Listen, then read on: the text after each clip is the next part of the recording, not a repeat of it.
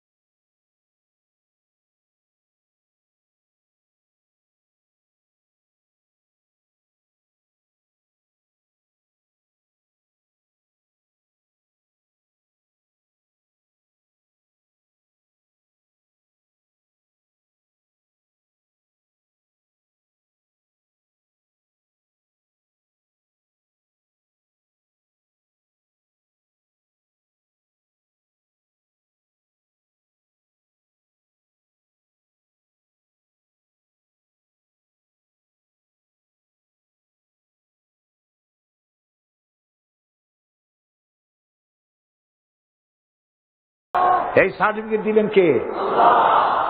সমস্ত নবীরাই চরিত্রবান, নবীরা মাসুম বেগুনাহ। সুবহানাল্লাহ ওয়া বিহামদিহি। সেই নবীরা মার খান নাই? খেয়েছেন কিনা বলেন? কারা মেরেছে? রাষ্ট্র শক্তি। কারা মেরেছে? কারণ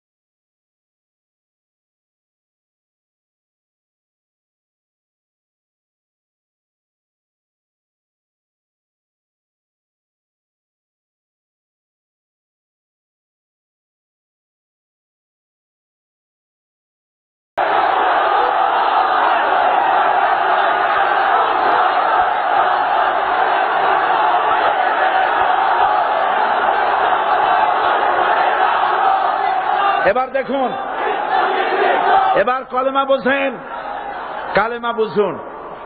বঙ্গভবনের সামনে দাঁড়াইয়া, গণভবনের সামনে দাঁড়িয়ে আপনি যদি কালেমার জিকির করতে থাকেন, লা ইলাহা ইল্লাল্লাহ, লা ইলাহা ইল্লাল্লাহ, লা ইলাহা ইল্লাল্লাহ, লা ইলাহা ইল্লাল্লাহ, 2-1 ঘন্টা, 2-4 ঘন্টা, দেখবেন অফিসাররা এসে বলবে, না জানি কোন খাজা বাবা আসছে, আসেন আসেন, নিয়ে খাইতে দেবে, হাদিয়া দেবে। যেহেতু যিনি পড়তেছেন উনি বোঝেন না কি বলতেছেন, আর যারা দাওয়াত দিয়ে নিয়ে গেল ওরা টের পায় নাই যে কি কি শুনে দাওয়াত দিতেছে।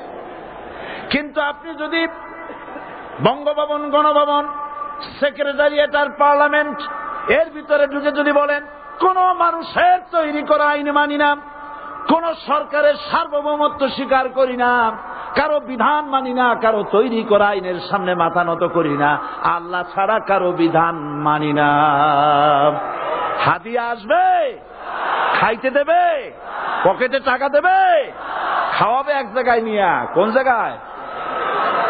লাল দালানে। বোঝাবুঝি পয়গম্বরেরা দাওয়াত দিয়েছেন, আয়াতুল কুরসি ফরজ নামাজ পড়িয়া দেখছি অনেকেই জামার বুতাম টুতাম খুলিয়া তারপরে জোরে একটা ফু দেন। অসুবিধা নাই, ফু আপনি দেন, কিন্তু কি পড়ে ফু দিচ্ছেন আপনি কি বুঝছেন কিছু? সুবহানাল্লাহ। বুঝলি কি এই চেহারা হয়? এতগুলো মানুষ লাগে নাকি বিপ্লব করতে, কালেমার রস কায়েম করতে? 313 জন মুসলমান যথেষ্ট পৃথিবীতে।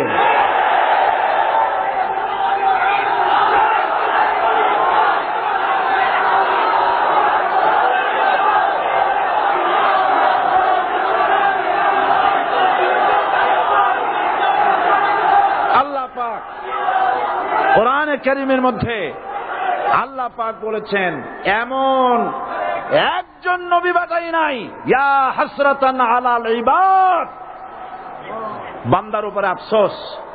আহারে, কে বলতেছেন? আমার আল্লাহ। বলেন আমার আল্লাহ। তিনি আফসোস করছেন। আফসোস, একজন পয়গম্বর এমন পাঠাইলাম না, একজন রাসূল পাঠাইলাম না যার সাথে এরা ঠাট্টা করে নাই, বিদ্রুপ করে নাই, পাগল বলে নাই, মানে নাই।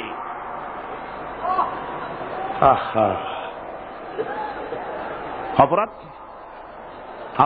আল্লাহর সার্বভৌমত্ব প্রতিষ্ঠার অপরাধ। হযরত ইব্রাহিম আলাইহিস সালাম তিনি যখন এই কালেমার দাওয়াত দিয়েছেন নমরুদের বিরুদ্ধে, নমরুদ বলেছে, মান আসাদ্দু মিন্না কুওয়া, আমার চাইতে শক্তিশালী আর কে আছে? আনা রব্বুকুমুল আলা, আমি তোমাদের বড় প্রভু। নাউজুবিল্লাহ। কই থেকে একটা তুমি বলছো লা ইলাহা ইল্লাল্লাহ, আমি তো ইলাহ।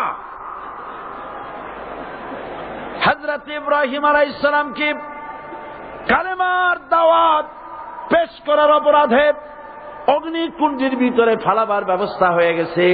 আল্লাহ পাক সব ঘটনা কোরআনে বলে দিয়েছেন কিনা বলেন? কেন বললেন এই সমস্ত কথা? এই জন্য বলেছেন ফিরআউন মরে যাবে, নমরুদ মরে যাবে, কিন্তু তাদের প্রেতাত্মারা যুগে যুগে তারা বেঁচে থাকবে। আগুনের ভিতরে ফালাবার ব্যবস্থা হয়েছে। আল্লাহ পাক বলে দিয়েছেন আমার রাস্তায় যদি চেষ্টা করো, জিহাদ করো, আমার সাহায্য তোমরা পাবে। ওয়া কানা হাক্কান আলাইনা নাসরুল মুমিনিন, মুমিনদেরকে সাহায্য করা আমি আল্লাহর জন্য ওয়াজিব। সুবহানাল্লাহ বলবেন না? আলহামদুলিল্লাহ বলবেন না? আমার জন্য ওয়াজিব মুমিনদেরকে সাহায্য করা। ইব্রাহিম আলাইহিস সালামকে আগুনে ফেলানো হচ্ছে। হযরত জিবরাইল বলেন, ইব্রাহিম তোমাকে আগুনের ভিতরে ফেলানো হতেছে, আমার কাছে সাহায্য চাও, আমি তোমারে বাঁচায় দেব। হযরত ইব্রাহিম আলাইহিস সালাম তিনি বললেন, জিবরাইল আমার পরীক্ষা চলতেছে, আমাকে ডিস্টার্ব করো না, আমি তোমার কাছে সাহায্য কেন চাইব? আমি তো এমন কোন অন্ধ আল্লাহর ইবাদত করি না যিনি তার বান্দার দুঃখ দুর্দশা নিজের চোখে না দেখেন। পরীক্ষা পাস করছে না? পাস করছেন কিনা? হযরত ইব্রাহিম বলেন, শোনো জিবরাইল, আমি যদি আগুনের ভিতরে পড়ে যাই আর আগুনে পুড়ে যদি ভস্ম হয়ে যায়, আমার আল্লাহ যদি এতে খুশি হন, তাহলে আমি আমার রব্বুল আলামিনকে খুশি করার জন্য এভাবে 1000 বার পুড়তে আমি রাজি আছি। ইব্রাহিম আলাইহিস সালাম আগুনের ভিতরে পড়ে গেলেন। আল্লাহ রব্বুল আলামিন আগুনের প্রতি নোটিশ করে দিলেন, ইয়া নারু কুনি বারদাও ওয়া সালামান আলা ইব্রাহিম, আগুন আমার ইব্রাহিমের জন্য শান্তিদায়ক ঠান্ডা হয়ে যা। ইব্রাহিম আলাইহিস সালাম জ্বলছেন, পুড়ে গেছেন। নমরুদ তার প্রাসাদের ছাদে বসে ইব্রাহিম আলাইহিস সালামের পোড়া দৃশ্য দেখে আনন্দ করবে, আগুনের দিকে তাকায় দেখে ইব্রাহিম আরামে বসে আছেন। পোড়া তো দূরের কথা, জামাও পড়ে নাই। ও ডাক দিয়া বলে, রে আগুন, গোটা জাতি নিয়ে তোর পূজা করলাম, আমার দুশমন কেন জ্বালাইতে পারিস না? তোর জ্বালানো শক্তি কি নষ্ট হয়ে গেছে নাকি? আগুনের ভিতর থেকে আওয়াজ বেরিয়ে এলো, নমরুদ, আমার ভিতরে দাহ্য শক্তি, জ্বালানো শক্তি আছে কি নাই যদি প্রমাণ করতে চাও, টেস্ট করতে চাও, তুই নিজে আয়, তোরে সুদ্ধা তাম দুনিয়া জ্বালাই দিতে পারি, ইব্রাহিমের এক গাছা পশম জ্বালাইতে পারি না।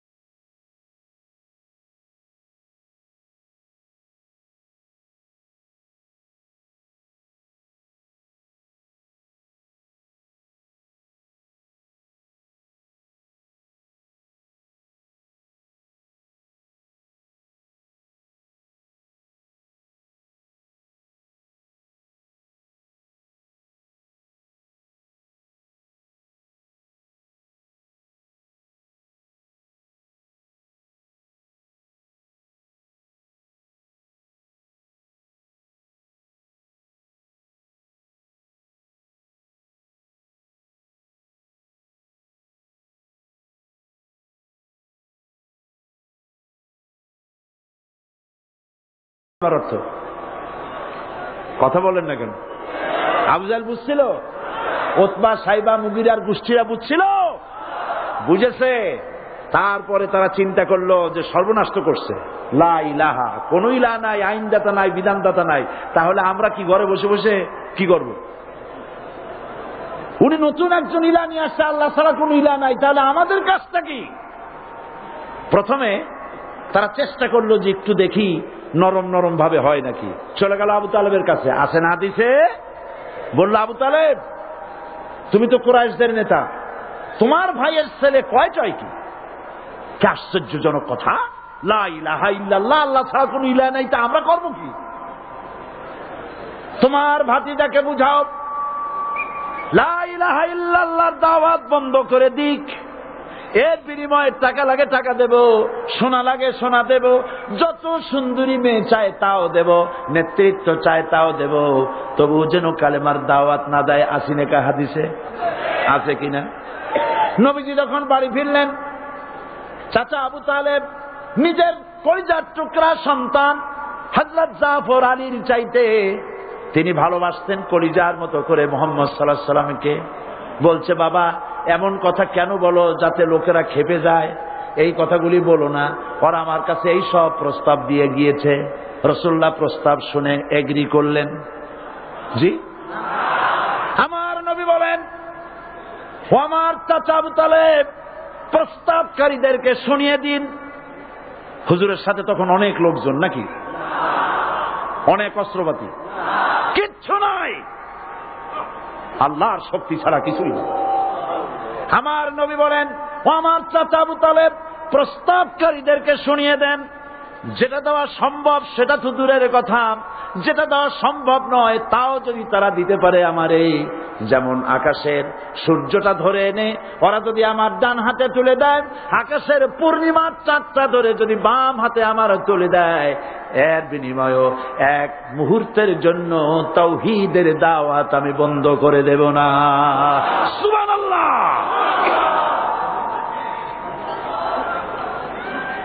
রাসূল করিম সাল্লাল্লাহু আলাইহি ওয়াসাল্লাম তাদের এই প্রস্তাবকে যখন গ্রহণ করল না, কাফেরেরা বুঝলো, আমি আগেই বলেছি 3 শ্রেণীর লোক বাধা দিয়েছে। কয় শ্রেণী? প্রথম শ্রেণী কি? রাষ্ট্র শক্তি, তাদের হাতে অস্ত্রপাতি তো খুব শক্তি, আর যারা একবার ক্ষমতায় যায় ওরা মনে করে এই ক্ষমতা থেকে আমাদেরকে কেউ নামাইতে পারবে না।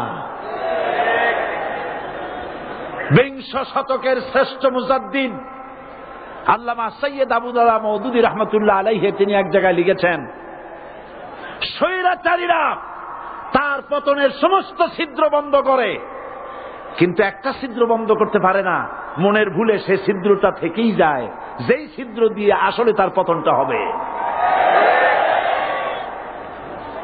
ক্ষমতায় গিয়ে মনে করে চিরকাল ক্ষমতায় থাকবো।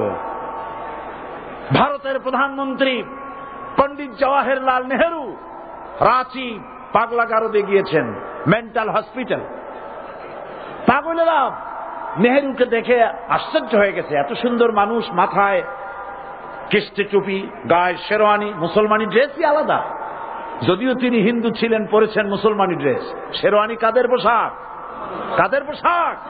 সাথে ছড়ি নিয়ে হাঁটা, স্টাইল করে, সুন্দর পাজামা, সুন্দর টুপি, সুন্দর সাজসজ্জা করে, মুসলমানদের ড্রেস।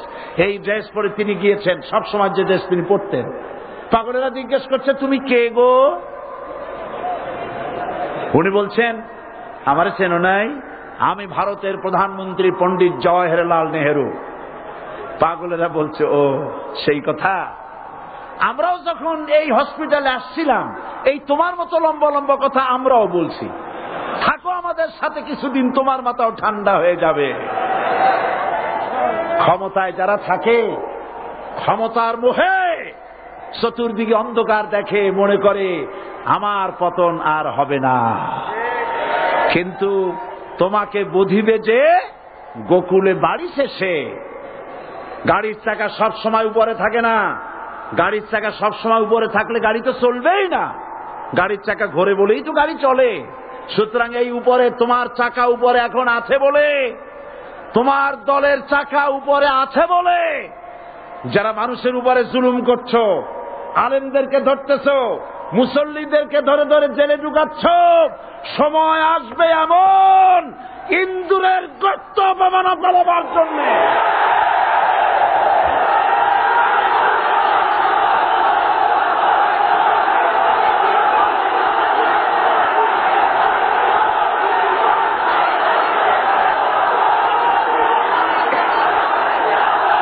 আবু জাহেলের গোষ্ঠী মনে করেছে সোজা আঙ্গুলে ঘি যখন উঠল না, আঙ্গুল বাঁকা করতে হবে। শুরু হয়ে গেল অত্যাচার, শুরু হয়েছে না? হযরত সুমাইয়া রাদিয়াল্লাহু তাআলা আনহা কি নির্মম ভাবে, নিষ্ঠুর ভাবে তাকে শহীদ করা হলো। খাব্বাব, হুবাইব, হযরত খাব্বাব রাদিয়াল্লাহু তাআলা আনহুকে দেখে হযরত ওমর একদিন বলছিলেন, খাব্বাব তোমার পিঠে এত গর্ত কেন? এত গর্তওয়ালা পিঠ আর এত চিকুন কোমর আমি তো জীবনেও দেখিনি। হযরত খাব্বাব বলেছেন, ওমর জানো না, ইসলাম কবুল করার অপরাধে, কালেমা পড়ার অপরাধে কাফির বেঈমানেরা আমাকে মারধর করেছে।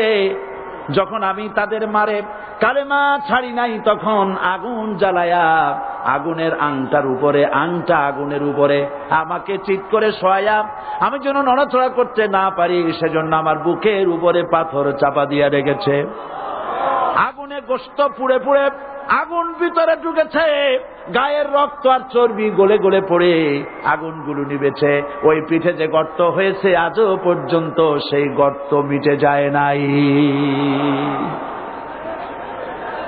হযরত খাব্বাব রাদিয়াল্লাহু তাআলা আনহু বলছেন, বুখারী শরীফে হাদিসে ভাবে এসেছে, ওয়ান খাব্বাব বিন আরিত রাদিয়াল্লাহু তাআলা আনহু আন্নাহু ক্বাল শাকাউনা ইলা রাসূলিল্লাহ সাল্লাল্লাহু আলাইহি ওয়াসাল্লাম ওয়া হুয়া মুতাওয়াসসাদুন বুরদাতুন লাহু ফি জিল্লিল কাবা। আমি গেলাম রাসূলুল্লাহর কাছে, যে দেখি হুজুর বাইতুল্লাহ শরীফের ছায়ায় আরাম ফরমাচ্ছেন। আমি কাছে গিয়ে বললাম, আলা তাস্তানসিরু লানা আলা তাদউ লানা ইয়া রাসূলুল্লাহ, হে রাসূল আপনি কি আমাদের জন্য দোয়া করবেন না? আপনি কি আমাদের জন্য আল্লাহর কাছে সাহায্য প্রার্থনা করবেন না? মার খেয়ে খেয়ে তো শেষ হয়ে গেলাম। শুনতেছেন আপনারা? আল্লাহর নবী উঠে বসলেন, বললেন, খাব্বাব শোনো, তোমাদের আগে যারা এই পৃথিবীতে এসেছিলেন দ্বীনের দাওয়াত দেওয়ার জন্য, সমকালীন রাষ্ট্র শক্তি তাদেরকে ধরত, ফায়ুখাজুর রাজুলু ফায়ুহফারু লাহু ফিল আরদ, তার জন্য তারে ধরে নিয়ে মাটির মধ্যে গর্ত করত, ফায়ুজআলু ফিহা, এরপরে সেই গর্তের ভিতরে তাকে কোমর পর্যন্ত গেড়ে দিত। সুম্মা ইউতা বিল মানশার, এরপরে করাত আনা হতো, ফায়ুদাউ আলা রাসিহি, এরপরে করাতটা মাথার উপরে রাখা হতো, ফায়ুজআলু নিসফাইন, এরপরে করাত দিয়া চিরে চিরে জীবিত মানুষটাকে দ্বিখণ্ডিত করে ফেলে দিত।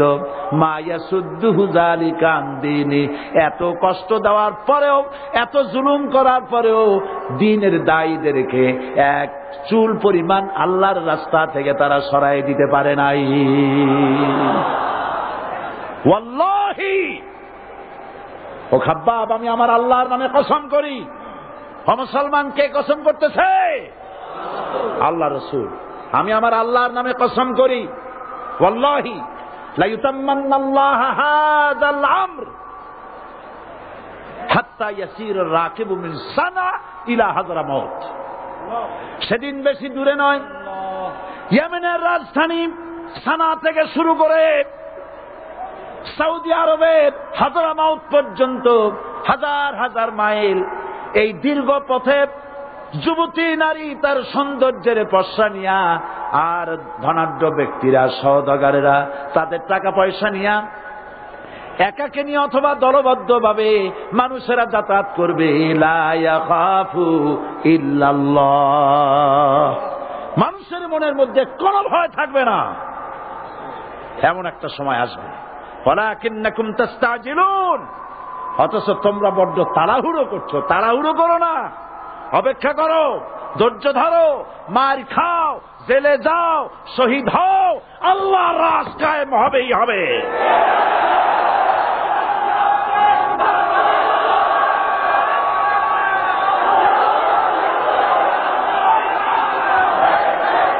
বিল্ডিং থেকে শিক্ষা গ্রহণ করুন। বিল্ডিং, ইমারত, দালান থেকে শিক্ষা গ্রহণ করুন। এই যেটা দালান আছে না পাশে, দেখতে পাচ্ছেন? এই দালান কি দিয়ে তৈরি করা হয়েছে বলেন? ইট। সমস্ত ইটেরা যদি ধর্মঘট করত, আমরা কেউ মাটির তলায় যাব না, কেউ আমরা আগুনে পুড়ে ঝামা হব না, পিক হব না, কেউ আমরা টুকরা টুকরা হব না, সবাই থাকবো উপরে উপরে, তাহলে কি দালান হইতো নাকি? এই বিল্ডিং নির্মাণ করতে গিয়া ইটের যে স্যাক্রিফাইস, হাজার হাজার ইটকে পিক হতে হয়েছে, পুড়ে যেতে হয়েছে, খোয়া হতে হয়েছে, ভেঙে টুকরা টুকরা হয়ে 50 ফিট মাটির নিচে যেতে হয়েছে, তারপরে ইমারত গঠন হয়েছে, সুন্দর দালান তৈরি হয়েছে। যারা ইসলামী শাসন চান, আল্লাহর দ্বীনকে বিজয়ী দেখতে চান, তাদেরকে অসংখ্য মানুষকে পোড়াইটের মতো জেলখানায় পুড়ে পুড়ে মরতে হবে, অসংখ্য মানুষকে ফাঁসির কাস্তে ঝুলতে হবে, গায়ের রক্ত দিতে হবে, শহীদ হতে হবে, তারপরে ইসলামের ইমারতটা কায়েম হয়ে যাবে। শায়ের কবি কি সুন্দর করে বলছেন, কবি সুন্দর করে বলছেন, ये शहादत गाहे उल्फत में कदम रखना, ये शहादत गाहे उल्फत में कदम रखना, लोग समझते हैं आसा है मुसलमान होना। মানুষেরা মনে করে মুসলমান হওয়া খুব সহজ জিনিস। না, মুসলমান হওয়ার অর্থ হলো শাহাদাতের ঈদগাহে শামিল হয়ে যাওয়া।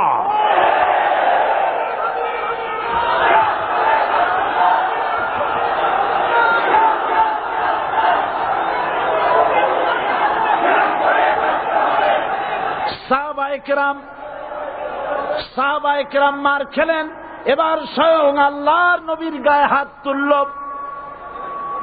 আবু জাহেল এসে হুজুরকে মারলেন, গলায় চাদর দিয়া এমন জোরে টান মেরেছে, রাসূলুল্লাহ পড়ে গিয়েছেন।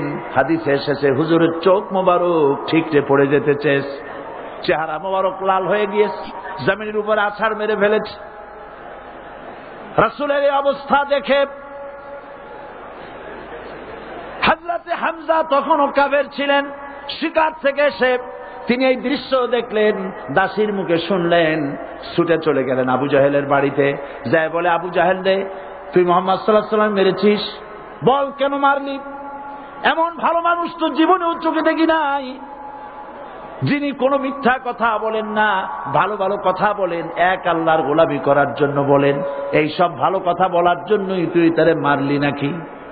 আরে আবু জাহেল, তুই কি মনে করেছিস মুহাম্মদ সাল্লাল্লাহু আলাইহি ওয়াসাল্লাম তার পিতা আব্দুল্লাহ মারা গেছে বলে মুহাম্মদ সাল্লাল্লাহু আলাইহি ওয়াসাল্লাম এতিম হয়ে গেছে এই মনে করেছিস নাকি? জেনে রাখ, মুহাম্মদ সাল্লাল্লাহু আলাইহি ওয়াসাল্লামের পিতা আব্দুল্লাহ মারা গেছে, কিন্তু চাচা হামজা তো মরে যায় নাই।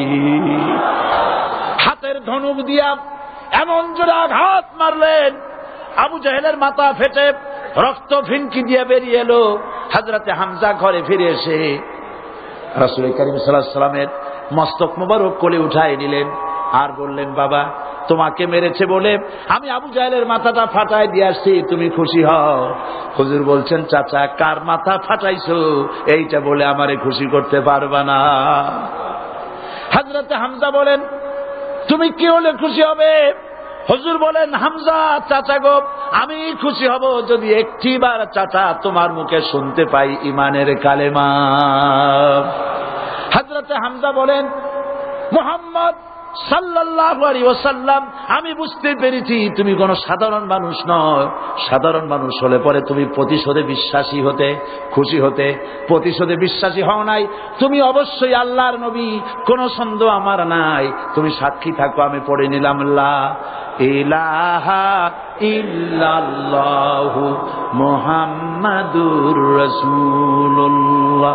জোরে পড়ো, লা ইলাহা ইল্লাল্লাহু মুহাম্মাদুর রাসূলুল্লাহ। ঘাবড়াবার কারণ নাই। এর অর্থ এই নাই যে আপনারা কালেমার দাওয়াত দিবেন আর রাষ্ট্রশক্তি আপনারে পিটাইতেই থাকবে, আপনার কোনদিন আপনার সুদিন ফিরে আসবে না। বিষয়টা কি এমন না। আমার আল্লাহর ওয়াদা শুনুন, ওয়ালা তাহিনু ওয়ালা তাহজানু ওয়া আনতুমুল আলাউনা ইন কুনতুম মুমিনিন। মুমিন যদি হও আমি তোমাদেরকে বিজয় দান করব। সুবহানাল্লাহ বলেন। আজ যদি আমাদের উপরে বিপদ এসে থাকে তাহলে তার একমাত্র কারণ পূর্ণাঙ্গ ঈমানের অভাব আমাদের মধ্যে রয়েছে, ঠিক কিনা? আজ পৃথিবীতে সব থেকে মার খায় কারা? চিল্লায় বলো। আলজেরিয়ায় কারা? বসনিয়ায় কারা? চেচনিয়ায় কারা? প্যালেস্টাইনে কারা? আহা, প্যালেস্টাইনের মুসলমানদেরকে মেরে মেরে শেষ করে দিল। দেখছেন ছবিতে না? দেখেন নাই? প্যালেস্টাইনের মুসলমানদেরকে যখন মারা হচ্ছে, বাংলাদেশের প্রধানমন্ত্রী তখন আমেরিকায় ক্লিনটনের সঙ্গে কথা বলতেছেন। তিনি ক্লিনটনের কাছে তার পিতৃ হত্যার জন্য দায়ী সাজাপ্রাপ্ত 3 জন ব্যক্তিকে ফেরত চাচ্ছিলেন। আমার দৃষ্টিতে এটা কোনো অপরাধ নয়। সন্তান তার পিতার প্রতি আকর্ষণ থাকবে। আমার আপত্তি সেখানে আপনি প্রধানমন্ত্রী শুধু শেখ পরিবারের প্রধানমন্ত্রী নন, শুধু আওয়ামী লীগের প্রধানমন্ত্রী হওয়া উচিত নয় আপনার। আপনি পৃথিবীর দ্বিতীয় বৃহত্তম বাংলাদেশের 12 কোটি মুসলমানের প্রধানমন্ত্রী। পিতৃ হত্যার আসামি ফেরত চাইলেন, কিন্তু বিল ক্লিনটনের আশ্রয় প্রশ্রয় লালিত পৃথিবীর অসভ্য জাতি সন্ত্রাসী ইহুদিরা প্যালেস্টাইনের মুসলমানদেরকে পাখির মতো গুলি করে হত্যা করছে। আপনি কেন এর জবাব চাইলেন না?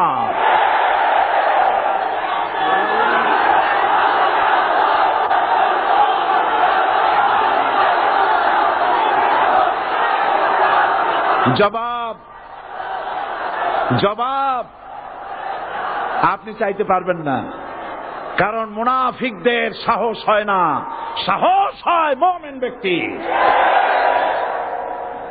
বিল ক্লিনটনকে বলা দরকার ছিল, এই ইসরায়েলকে তোমরাই বসিয়েছ, মধ্যপ্রাচ্যের বিষ ফোড়ায় পরিণত করেছ তোমরা। তবে হ্যাঁ, যুরিবাত আলাইহিমুয যিল্লাতু ওয়াল মাসকানা ওয়া বাউ বিগাদাবিন মিনাল্লাহ। আল্লাহর গজব আসবে, ইহুদিরা পৃথিবী থেকে নিশ্চিহ্ন হবেই হবে ইনশাআল্লাহ। দেখেছেন তাকায়া প্যালেস্টাইনে ইসরায়েলিরা হেলিকপ্টার, গানশিপ, কামান, বোমা নিক্ষেপ করছে, আর প্যালেস্টাইনের শিশু কিশোর যুবকেরা ইহুদিদের নিক্ষিপ্ত বোমা আর কামানের মোকাবেলা করতেছে পাথর দিয়ে।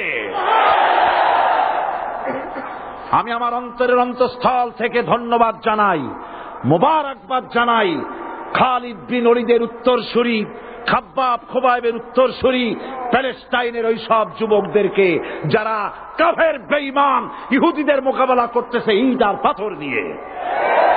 আর আমি আমার অন্তরের অন্তঃস্থলের সমস্ত ঘৃণা দিয়ে আমি ধিক্কার জানাই পৃথিবীর মুসলিম শাসকদেরকে, যারা মুসলমানদের মার দেখে চুপ করে যারা বসে আছে।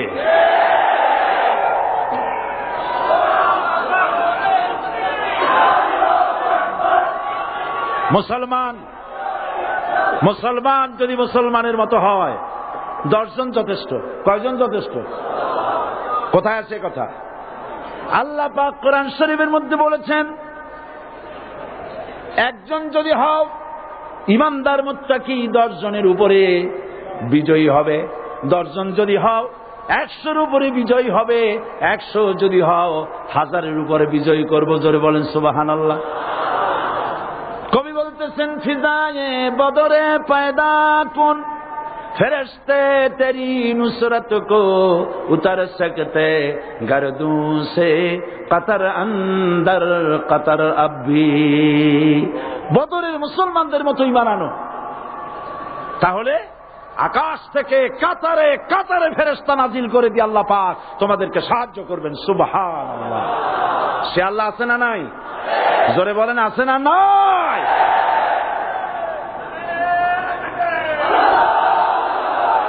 সেই আল্লাহ রাব্বুল আলামিন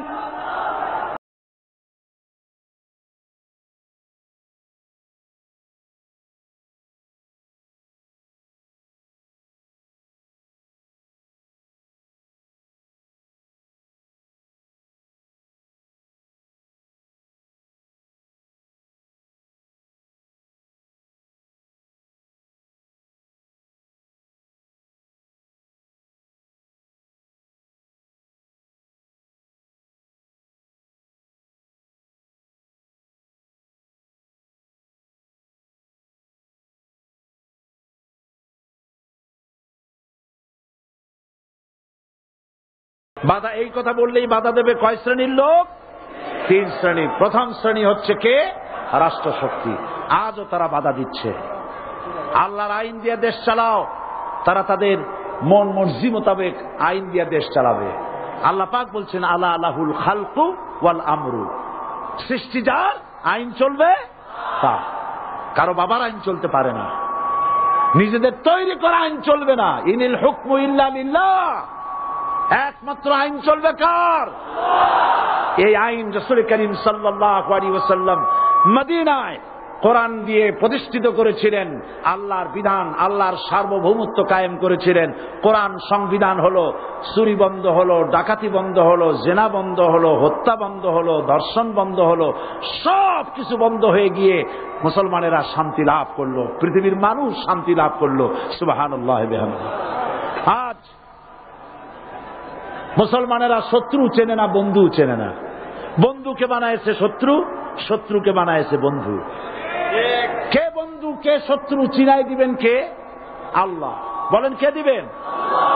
আল্লাহ রাব্বুল আলামিন কোরআনে কারীমের মধ্যে পরিষ্কার করে বলেছেন লাতাজিদান্না শাদ্দান নাসি আদাওয়াতান লিল্লাযীনা আমানুল ইয়াহুদা ওয়াল্লাযীনা আশরাকু। আল্লাহ পাক বলছেন, হে রাসূল, মানুষের ভিতরে 2টা শ্রেণী মুমিনদের জন্য সব থেকে জঘন্য দুশমন। কয়টা শ্রেণী? 2টা। একটা হলো ইহুদ, আর একটা হলো মুশরিক। একটা হলো ইহুদি, আর একটা হলো মুশরিক। এটা হলো তোমাদের দুশমন। আর আজ আমাদের দেশে, পৃথিবীর বিভিন্ন দেশে মুসলমানেরা মুশরিকদের সঙ্গে সম্প্রীতি বাড়াচ্ছে, মুসলমানদের সাথে শত্রুতা বাড়াচ্ছে। আজ আমার দেশে পূজা পার্বণে বাধা নাই। পূজা পার্বণে বাধা আছে? পূজা পার্বণে বাধা নাই। বাধা কোথায়? কোরআন শরীফের তাফসীর মাহফিলে। কোরআনের তাফসীরের মাহফিলে বাধা দেওয়া হচ্ছে। গান বাজনায় 144 ধারা নাই, কিন্তু কোরআন শরীফের মাহফিলে 144 ধারা দেওয়া হচ্ছে। যারা দিচ্ছে তারা আবার ওমরাও করে, হজও করে। ওরা আমাদের বলে আমরা নাকি ধর্মের নামে রাজনীতি করি।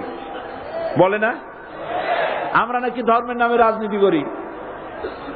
আমি বলি ধর্মের নামে আমরা রাজনীতি করি না, আমরা ধর্মীয় রাজনীতি করি। কথাটা বুঝে আসছে কিনা? ধর্মের নামে রাজনীতি তো সেই ব্যক্তি করে 1996 সনের নির্বাচনের আগে যিনি মাথায় পট্টি বেঁধেছিলেন, যিনি শপথ গ্রহণের সময় হাতে তসবিহ পড়েছিলেন। ধর্মের নামে রাজনীতি তিনি করেছেন। আজ অনেকগুলি ডিগ্রি পেয়েছেন তিনি, অনেকগুলি ডিগ্রি পেয়েছেন। কয়টা? মুখস্থ হয়ে গেছে আপনাদের।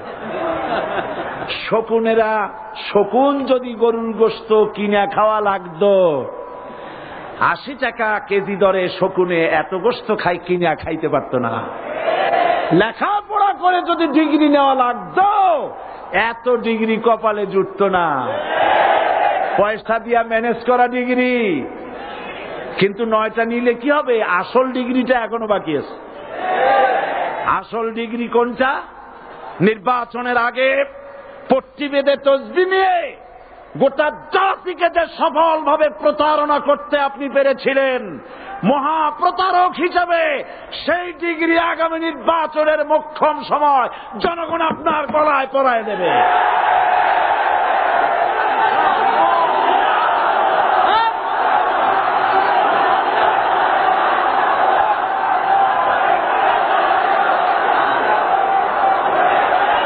সুতরাং ধর্মের নামে রাজনীতি নয়, আমরা ধর্মীয় রাজনীতি করি, আমরা এই কোরআনের রাজনীতি করি।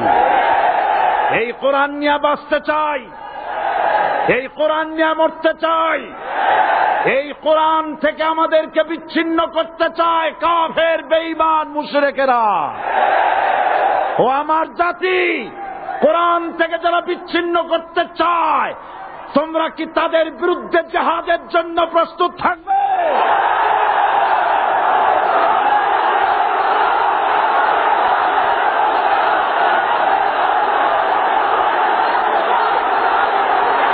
বসেন, বসেন, বসেন, বসেন, বসেন। আমি বুঝতে পেরেছি বিষয়টা কি। আসরের পরের থেকে বসা তো, সুযোগ পাইয়া খাড়া হইয়া কোমর সোজা করলেন। বসেন, সবাই বসেন, কোমর সোজা হয়ে গেছে, বসেন। এত বড় মাহফিল, জীবনে আর একটা পাবো নিশ্চয়তা আছে কি? জোরে বলেন, আছে? আজ আমাকে কথা বলতেই হবে ইনশাআল্লাহ, কারণ আগামীতে আবার আপনাদের সাথে দেখা হবে কিনা আমি জানি না। কথা বলতেই হবে। বসেন, কেউ দাঁড়িয়ে থাকবেন না। আমি দেখতে পাচ্ছি বাংলাদেশের ভাগ্য আকাশে উত্তর গগনে কালো মেঘ জমা হয়েছে, ঝড়ের পূর্বাভাস লক্ষ্য করছি। যদি মোকাবেলা করতে না পারেন সক্ষম ভাবে, এমন অন্ধকার গাঢ় কালো অমাবস্যার রাত আসতে পারে যার সুবে সাদেক হওয়া অসম্ভব। সুতরাং আপনারা কি কাপুরুষের মতো কাফের মুশরিকদের গোলামি করে মরতে চান? বিড়ালের মতো 500 বছর বেঁচে থাকার কোনো লাভ নাই। সিংহের মতো 1 ঘন্টা বাঁচতে চাই। আমাদেরকে বলা হয় সাম্প্রদায়িক উস্কানিমূলক কথা নাকি আমি বলি। পত্রপত্রিকা দিছে না তারা? সাম্প্রদায়িক উস্কানি কথা, সাম্প্রদায়িক উস্কানিমূলক কথা বলি, সেই জন্যই বোধহয় শত শত মুসলিম আমাদের কাছে এসে মুসলমান হয়। মানুষে আর বোকা বানানো যাবে না। যাবে কি? আর বোকা বানানো যাবে? তারপর বলছে কি, এরপরে বলছে, আমাকে বলছে রাজাকার। শুনে রাখো চট্টগ্রামের লক্ষ লক্ষ জনতা, পার্লামেন্টে যখন আমাকে এই কথা বলা হয়েছিল, আমার পার্লামেন্টের কলিগ জাফরুল্লাহ চৌধুরী সাহেব বসে আছেন এখানে, হ্যাঁ, জাফরুল ইসলাম চৌধুরী বসে আছেন পাশে, প্রধানমন্ত্রী সুদ্ধা, অন্তত 3 শতাধিক পার্লামেন্টের সম্মানিত সদস্যরা সেদিন বসা। 1997 সনের বাজেট বক্তৃতা যখন আমি করতেছিলাম, ডক্টর কুদরতে খোদা, নাম রাখছে কুদরতে খোদা, আসলে গজবে খোদা। এই লোকটি নাস্তিক, ইসলামের চূড়ান্ত দুশমন। তার প্রণীত শিক্ষা ব্যবস্থার যখন সমালোচনা করছিলাম, ট্রেজারি বেঞ্চ থেকে আমাকে বলা হলো রাজাকার। আমি আমার সমস্ত শক্তি একত্রিত করে বলেছিলাম, শুধুমাত্র হিন্দুস্তানের রাজাকারেরাই আমাকে রাজাকার বলতে পারে। আমি বলেছিলাম 1973 সন পর্যন্ত আমি বাংলাদেশের কোন রাজনৈতিক দলের নেতা এবং কর্মী ছিলাম না। আমি রাজাকার নই।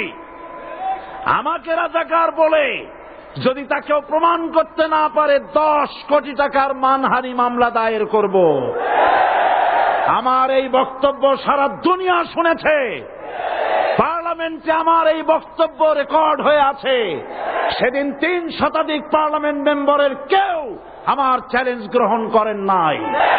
যে কোনো ব্যক্তি পার্লামেন্টে গিয়ে আমার বক্তৃতা দেখে আসতে পারেন।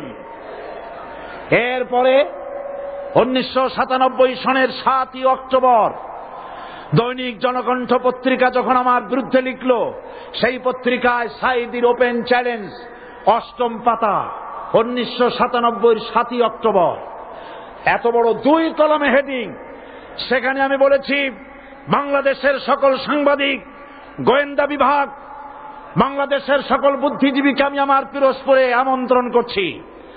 আমার উপস্থিতিতে যদি কেউ প্রমাণ করতে পারে বাংলাদেশের স্বাধীনতা যুদ্ধের বিরুদ্ধে আমার কোনো ভূমিকা ছিল, সজ্ঞানে স্বেচ্ছায় জাতীয় সংসদের সদস্য পদ থেকে পদত্যাগ করব। 3 বছর পার হয়ে গেছে, আজ পর্যন্ত কেউ এই চ্যালেঞ্জের মোকাবেলা করে নাই। সুতরাং আমাকে যারা রাজাকার বলবে তারা পিতৃ পরিচয়হীন অবৈধ সন্তান। 1971 সনের, শোনো মুসলমানেরা, 1971 সনের কোন কাদা সাঈদীর গায়ে লাগে নাই। আমাকে রাজাকার বলে জনগণ থেকে বিচ্ছিন্ন করবা, জনগণ থেকে আমারে বিচ্ছিন্ন করা যাবে না। কারণ এই জনগণ আমার জন্য আসে না, এই জনগণ আসে আল্লাহর কোরআনের জন্য।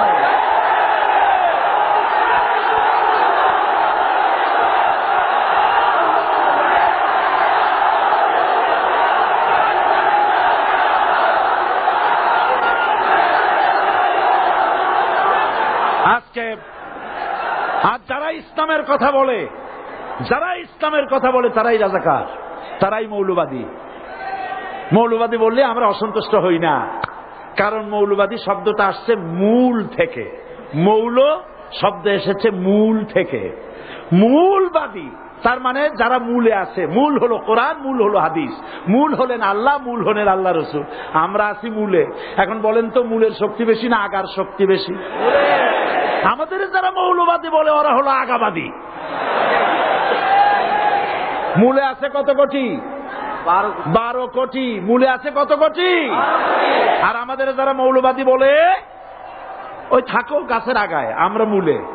লাভালাভি বেশি করবা না, 12 কোটিতে গাছের গোড়া আসতে নানা দেবে, মামু বাড়ি দিল্লি গিয়ে পড়বা, বাংলার জমিনে জায়গা হবে না। এ কথা বিশ্বাস করো। বাংলাদেশের মুসলমানদের শরীরে 1 বিন্দু রক্ত থাকতে শয়তানের তৈরি করা ধর্ম নিরপেক্ষ মতবাদ বাংলার জমিনে কায়েম হতে দেওয়া হবে না, হবে না।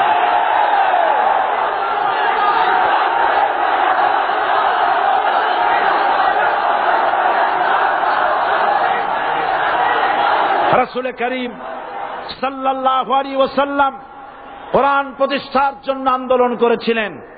আয়াতুল কুরসি আমাদের সে কথাই শিখেছে।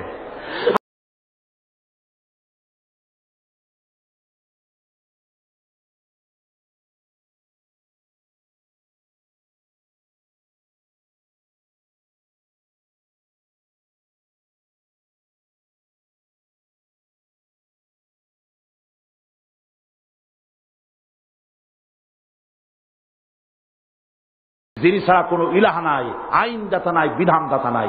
আমরা মানুষের তৈরি করা আইন মানি না। 12 কোটি মুসলমানের দেশে আইন তৈরি করবে মানুষ, আমরা মানব না। পার্লামেন্টে তৈরি হতে হবে কোরআন দিয়ে, পার্লামেন্টে আইন তৈরি হতে হবে কোরআন দিয়ে। সুতরাং ভয় যতই পান আর যতই ষড়যন্ত্র করেন, 4 দল যখন একত্রিত হয়েছে, ঐক্যবদ্ধ থাকবে, সরকার ঐক্যবদ্ধভাবে গঠন হবে, নির্বাচন ঐক্যবদ্ধভাবে হবে এবং কোরআন হবে, আল কোরআনের পার্লামেন্ট হবে বাংলাদেশে।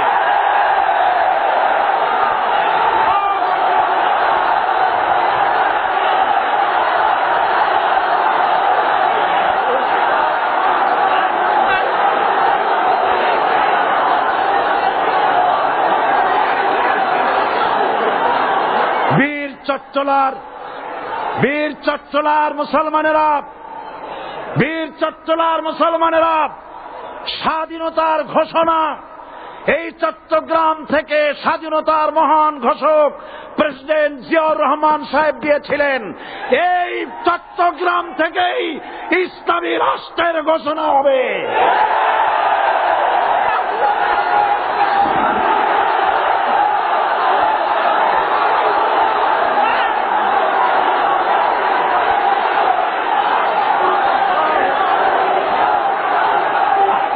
আমি আশাবাদী আপনারা অবশ্যই তা পারবেন। আমি 100% বিশ্বাস করি ইনশাআল্লাহ। কারণ যে ষড়যন্ত্রের মোকাবেলা করে স্থানীয় রাজনৈতিক দলের নেতৃবৃন্দ কোরআনের মাহফিল সিনায় এনেছেন, আমি প্রথম দিনেই বলেছি চট্টগ্রাম তাফসিরুল কোরআন মাহফিল কোন রাজনৈতিক দলের প্রতিনিধিত্ব করে না। এটা কোন জামাত শিবিরের একক সম্পদ নয়, এটা চট্টগ্রামের মুসলমানদের কলিজার টুকরা তাফসিরের মাহফিল। সুতরাং এই মাহফিল চট্টগ্রামে থাকবে ইনশাআল্লাহ কিয়ামত পর্যন্ত। 144 ধারা 288 হয়ে গেছে, ষড়যন্ত্র পায় পায় চলে গেছে। আমি ওই সব ছেলেদের বলি, সরকারি দলের ছাত্র হইয়া মুসলমানদের বিপক্ষে যাইও না। এদেশে ভাগ হয়ে গেছে দুটো শিবির, বোঝাই যাচ্ছে। একদিকে ভারতের পা চাটা গোলাম নাস্তিক মোরতাদ শ্রেণীর বুদ্ধিজীবী এবং তাদের মদতপুষ্ট সরকার, আর একদিকে ইসলামী শক্তি, ইসলামী দল আর দেশপ্রেমিক জাতীয়তাবাদী শক্তি। একদিকে হিমালয় পাহাড় আর একদিকে সূচ ইঁদুর। আল্লাহ বিজয় দেবে মুসলমানদের। কাদের বিজয় হবে? বাংলাদেশে কোরআনের রাজ কায়েম হোক, তাকে আপনারা চান? কারা কারা চান? দু হাত উঁচু করে দেখান। দাঁড়াবেন না, দাঁড়াবেন না।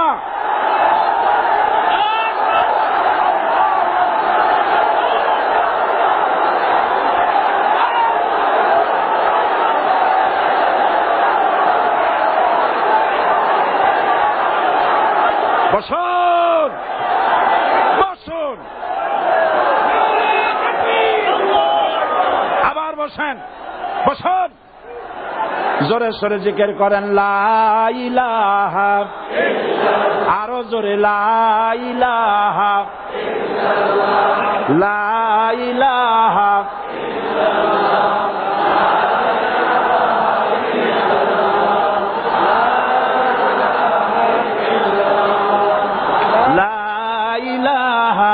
ইল্লাল্লাহ, লা ইলাহা ইল্লাল্লাহ, লা ইলাহা ইল্লাল্লাহ মুহাম্মাদুর রাসূলুল্লাহ।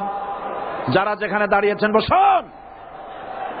3 শ্রেণীর লোকেরা আল্লাহর কালেমায় বাধা দিয়েছে। কয় শ্রেণী?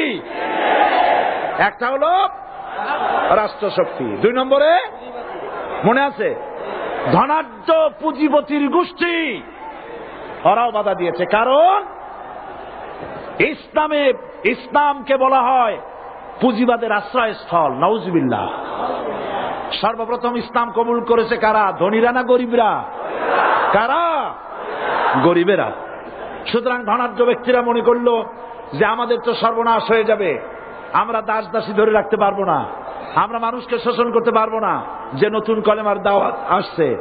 সুতরাং সরকারের হাতকে তারা পয়সা দিয়া শক্ত করেছে আর বলেছে যত টাকা লাগে এই লোকগুলারে ঠ্যাঙ্গান। আজও আছে কিনা? তা আছে কিনা? 3 নম্বরে বাধা দিয়েছে ধর্মের নামের এক শ্রেণীর কায়েমি স্বার্থবাদী শক্তি, যার সম্পর্কে সূরা তাওবায় আল্লাহ পাক বলেছেন ইন্না কাসীরাম মিনাল আহবারি ওয়ার রুহবান লা ইয়াকুলুনা আমওয়ালান নাস বিল বাতিল ওয়া ইয়াসুদ্দুনা আন সাবিলিল্লাহ। ইহুদি আহলে কিতাবদের মধ্যে এক শ্রেণীর বুজুর্গ ধরনের লোক, দরবেশ জাতীয় লোক, যারা নাকি মানুষের সম্পদকে বাতিল পন্থায় ভক্ষণ করে, ওয়াসুদ্দুন আন সাবিলিল্লাহ, এবং আল্লাহর রাস্তায় চলার জন্য মানুষকে বাধা প্রদান